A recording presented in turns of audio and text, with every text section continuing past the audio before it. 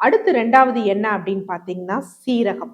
So இந்த சீரகத்தை நம்ம எப்படி எடுக்கணும் அப்படின்னா, நார்மலா 1 லிட்டர் தண்ணீருக்கு வந்து நல்லா 1 டேபிள் ஸ்பூன் சீரகம் வந்து எடுத்துக்கணும். எடுத்து நைட் வந்து ஊற போட்டுட்டு காலையில ஒரே ஒரு பாயில், ஒரே ஒரு பாயில். இது வந்து நான் 1 லிட்டர் அப்படின்னு சொல்றது ஒரு கணக்குக்கு. நீங்க எவ்வளவு தண்ணீர் குடிப்பீங்களோ அதுக்கு ஏத்தாப்புல இது பண்ணிட்டு ஒரு பாயில் தான் வரணும். அதாவது 100 டிகிரிக்கு போன பிறகு ஒரு பாயில் வரும்.